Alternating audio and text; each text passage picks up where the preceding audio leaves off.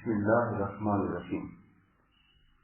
حضور نبی کریم علیہ السلام کی احادیث طیبہ کے ترک میں آقا کریم علیہ السلام کے معجزات کے حوالے سے ہم احادیث پاک کا ذکر کر رہے ہیں۔ بہت طویل باب ہے، کثرت کے ساتھ معجزات والی احادیث پاک کا بیان ہے۔ حضرت انس رضی اللہ تعالیٰ عنہ سے روایت ہے کہ عبداللہ بن سلام نے حضور نبی کریم علیہ السلام کی تشریف آوری کی خبر سنی۔ عبداللہ بن سلام کون ہیں؟ یہ یہودی علماء میں سے تھے اور صالح نیک علماء میں سے تھے۔ جن دنوں آقا کریم علیہ السلام کی مدینہ تشریف آوری کی خبر چل رہی تھی تو ظاہر ہے ہر کوئی سن رہا تھا کہ جنہوں نے نبوت کا دعویٰ کیا ہے وہ مدینہ آنے والے ہیں۔ تو جس روز آقا تشریف لائے پہلا ہی دن تھا تو یہ بھی شوق کے ساتھ کہ چلے ہم بھی دیکھتے ہیں کہ وہ کون ہے۔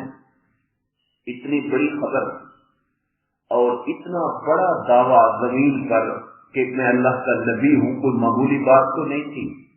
تو ان کے دل میں بھی خیال آیا، کیونکہ خود بھی عالم تھے، تورات کو جاننے والے تھے، تو خیال آیا کہ ہم بھی چل کے دیکھتے ہیں۔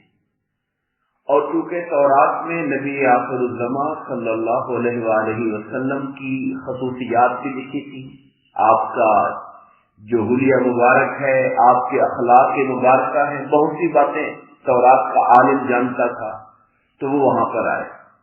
یہ جو حدیث پاک ہے اس میں تو بات اور بیان ہو رہی ہے، مگر ایک اور چیز جس کا ذکر ہم کثرت سے یقیناً مجھے لگتا ہے آپ نے سنا ہوگا، وہ کہتے ہیں کہ جب میں وہاں پر آیا پہلی بات تو میں یہ کہی کہ میں نے نبی پاک صلی اللہ علیہ وسلم کو بیٹھے ہوئے دیکھا ایک چار دیواری کے اندر، میری نگاہ اوپر سے جب پڑی تو میرے دل نے آقا کا چہرہ دیکھ کر یہ گواہی دی کہ یہ چہرہ کسی جھوٹے کا چہرہ نہیں ہو سکتا ہے۔ پہلی بات تو وہ یہ کہتے ہیں، میرے دل نے گواہی دی کہ یہ سچا انسان ہے، یہ کوئی جھوٹا انسان نہیں۔ اور دوسرا وہ کہتے ہیں کہ میں نے سب سے پہلے حضور کی زبان سے جو باتیں سنی اس میں اب مجھے ترتیب سے شاید یاد نہ رہے کیونکہ میں فوری طور پہ اس کو دوہرا رہا ہوں دماغ میں۔ آپ نے فرمایا تھا کہ لوگوں کہ ایک دوسرے کے جو مہمان ہیں مہمانوں کی عزت کیا کرو، ان کو کھانا اطعموا الطعام، لوگوں کو کھانا کھلاؤ، اور ساتھ ہی کہا کہ وقرؤوا السلام یا افشوا السلام او کما قال، سلام کو پھیلاؤ، اور نماز پڑھو رات کو جب لوگ سوئے ہوئے ہیں تو پھر تم سلامتی کے ساتھ جنت میں داخل ہو جاؤ گے۔ یہ کہتے میں نے سب سے پہلے کلمات سنے نبی پاک صلی اللہ علیہ وسلم سے۔ تو یہ حدیث پاک میں فرماتے ہیں کہ میں نے جب خبر سنی حضور کے آنے کی تو میں زمین پہ کام کر رہا تھا، حضور کی بارگاہ میں حاضر ہوا اور میں نے آپ کی عرض کی کہ میں آپ سے 3 باتیں پوچھنا چاہتا ہوں۔ پہلا دن ہے سرکار تشریف لائے ہیں، وہ بات جو انہوں نے حضور کی سنی وہ بتا دی۔ اب کہتے ہیں میں نے جا کے پوچھا کہ میں 3 باتیں آپ سے پوچھنا چاہتا ہوں جنہیں اللہ کے نبی کے علاوہ کوئی نہیں جانتا، آپ نبی ہوں گے تو آپ بتائیں گے۔ آقا نے پوچھا پوچھو کیا پوچھنا چاہتے ہو؟ کہتے ہیں کہ پہلی بات تو یہ بتائیے قیامت کی پہلی علامت کیا ہے، بڑی علامتوں میں سے پہلی علامت کیا ہے قیامت کے آنے کی۔ دوسرا مجھے یہ بتائیے کہ جب اہل جنت جنت میں جائیں گے تو جنتیوں کو اللہ تعالیٰ پہلا کھانا کون سا دے گا؟ جنت میں جانے کے بعد سب سے پہلا جو ان کا کھانا ہے وہ کیا ہوگا؟ اور تیسرا یہ بتائیے بچے کو کون سی چیز باپ کی طرف یا ماں کی طرف کھینچتی ہے؟ یعنی بچہ کبھی باپ کے رنگ پہ چلا جاتا ہے، کبھی ماں کی طرف شکل پہ چلا جاتا ہے، یہ کون سی چیز ہے، کیا وجہ ہے؟ کہنے میں نے پہلے دن یہ 3 سوال پوچھے اور بتایا کہ یہ نبی کے سوا کوئی نہیں جانتا ہے۔ گویا مقصد یہ تھا کہ میں یہ جاننا چاہتا ہوں کہ اگر آپ اللہ کے نبی ہیں تو آپ کو ان باتوں کا پتا ہوگا۔ حضور صلی اللہ علیہ وسلم نے فرمایا ابھی مجھے ان کی خبر جبرائیل نے دی ہے۔ آقا نے یہ نہیں کہا کہ میں جانتا ہوں، کہا ابھی جبرائیل مجھے ان باتوں کا جواب دے کے جا رہے ہیں۔ قیامت کی پہلی نشانی وہ آگ ہے، بہت بڑی آگ ہوگی جو لوگوں کو مشرق سے مغرب کی طرف دھکیل دے گی۔ اتنی بڑی آگ ہوگی کہ لوگ شرق والے مغرب کی طرف کو نکلنا بھاگنا شروع کریں گے، یہ پہلی نشانی ہوگی۔ اور پہلا کھانا जिसे जन्नती लोग खाएंगे वो मछली का कलेजा होगा।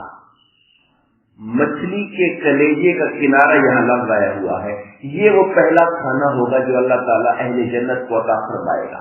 और रहा आपका तीसरा सवाल कि बच्चा कभी बाप की शक्ल पर और कभी माँ की शक्ल पर क्यों जाता है। कहा जब मर्द की मनी औरत की मनी पर गालिब आ जाए तो मर्द बच्चे को खींच लेता है, यानी फिर उसकी शबाहत बाप पे चली जाती है। और अगर इसके बरक्स हो, औरत का मादा गालिब आ जाए मर्द के ऊपर तो फिर औरत उसे अपनी तरफ खींच लेती है। उस पर अब्दुल्ला बिन सलाम बोले कि बेशक मैं गवाही देता हूँ कि अल्लाह के सिवा कोई माबूद नहीं, और मैं गवाही देता हूँ कि आप अल्लाह के सच्चे रसूल हैं।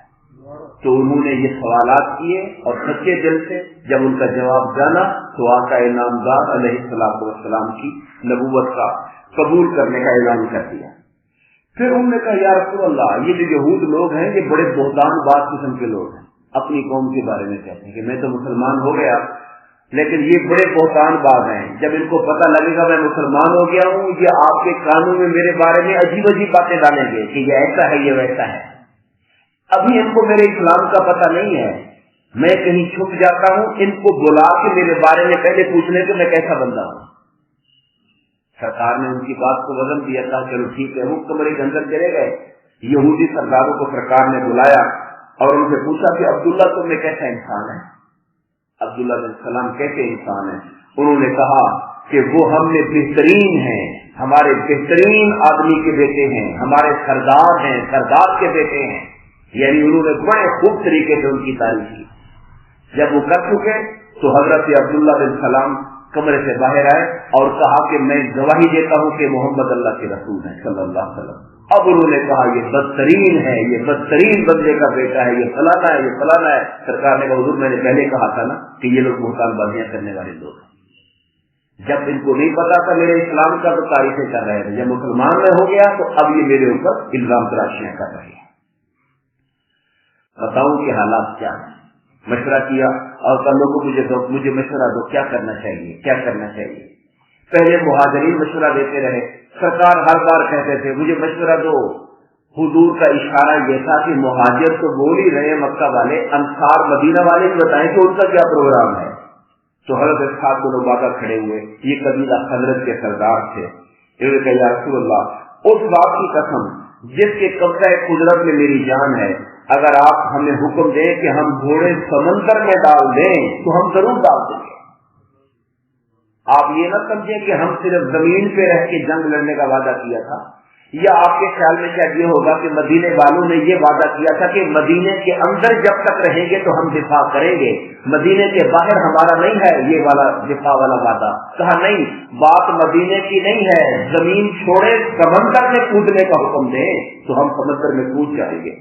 अगर आप हमें हुक्म दें कि हम अपने ऊँटों के सीनों को बरगे गमाद तक मारें, बरगे गमाद एक दूर दराज का इलाका था, कासीनों अपने ऊँटों के जिगर मार दें अगर हम उनको दौड़ा दौड़ा के तो हम ऐसा जरूर करेंगे अगर आपका हुक्म हुआ तो।